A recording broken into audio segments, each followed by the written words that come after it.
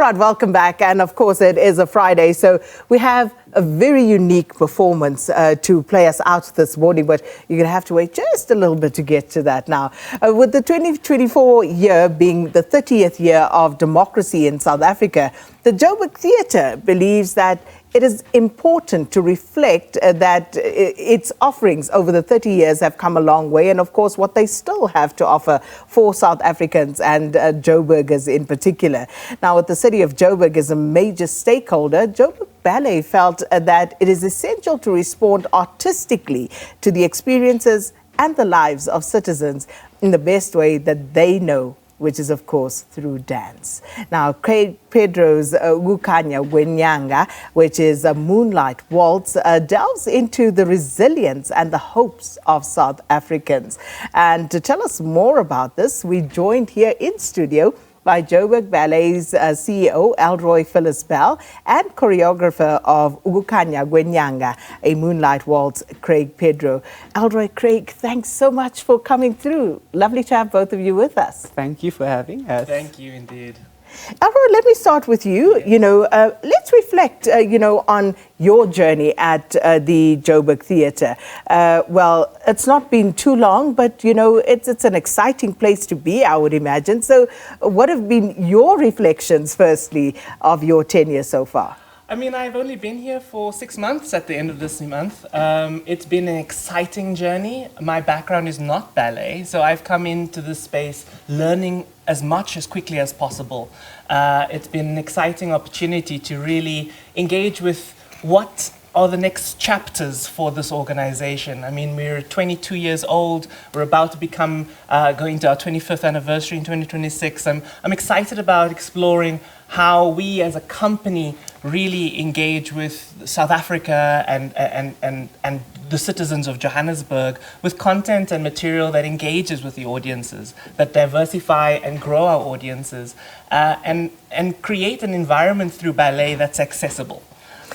And that's important, because if we think of, celebrating 30 years of democracy and the importance that the arts play and have played in our struggle for democracy as a nation, it's no mean task, Elroy. So it would be important to reflect, but I would imagine it was quite a difficult task to kind of zone into what exactly you wanted to do. Yeah, I think for us, particularly with this program, Scarcity, which opens on the 15th of March, as the first performance season of our 30th year of democracy year, we really needed to understand what is this current moment that citizens are experiencing.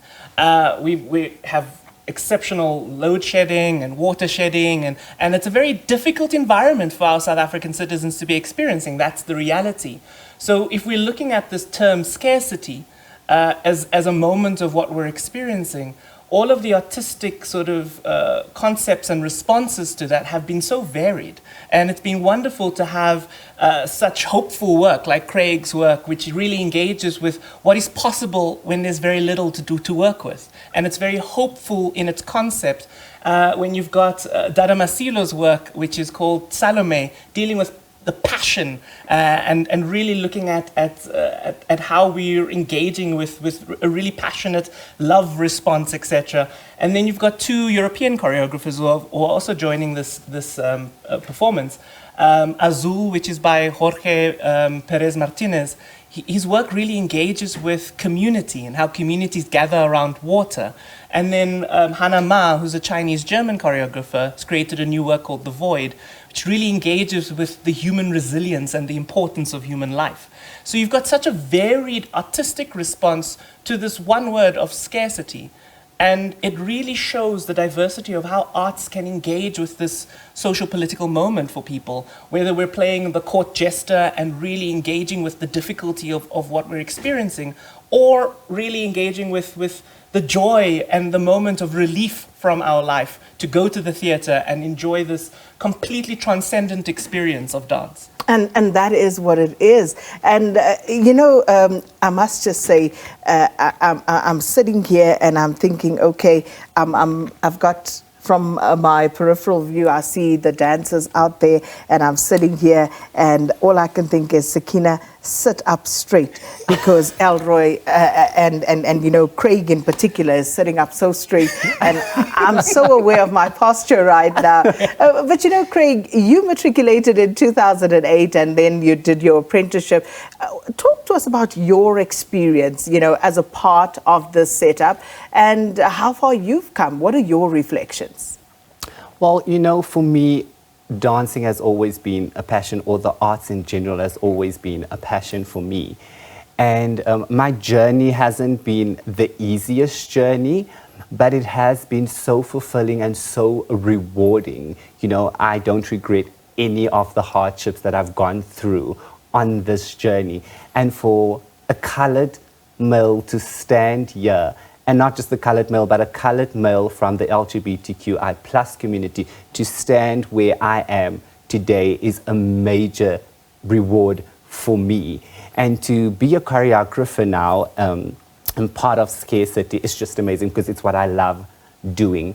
And this work in particular for me, it's so special because I'm taking the European style of dance, which is a waltz, and using the music of Johann Strauss, which was famously known for his waltzes, and I'm fusing it with our South African colors, our South African designs with the beadwork, and that's what you would see in the costuming. Because I really thought that it's not often that you see classical ballet in an African Xhosa or Zulu print costume, and that's really because we are a very proud South African ballet company. That is what I wanted to bring to life with this work.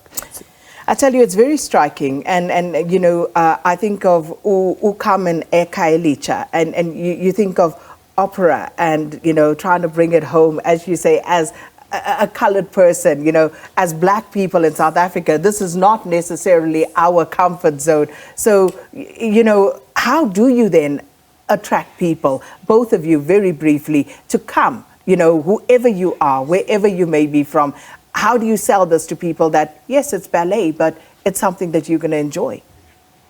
Look, I think we've been struggling with this. I think the company has a particular tradition, and because ballet is quite a Eurocentric discipline, we've had to interrogate how are we diversifying audiences and how are we attracting new audiences to the space. It really has been about the choreographers, and really speaking, for example, Craig and Dada are two strong South African choreographers who in and of themselves have a strong following within the South African community. Dada doesn't perform much work in South Africa. Most of her work is known to tour in Europe quite a lot. So having an opportunity to have this exceptionally strong and powerful choreographer perform and create work for Joburg Ballet in and of itself is a selling point.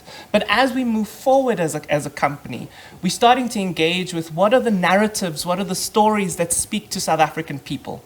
What are the folklore and sort of moments? Have we done a ballet around a customary marriage, for example? Are we really exploring the best way to use this discipline within the context of our country?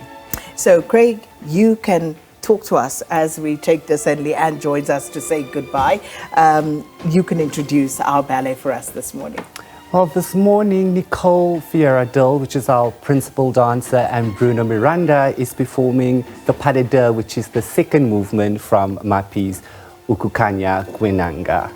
I must tell you, you need to see it. Leanne, how impressive is this? Absolutely magnificent. Well, enjoy it, everybody. Enjoy as we watch this, and thank you to our guests, and thank you for watching this week here on Morning Live. Enjoy, enjoy.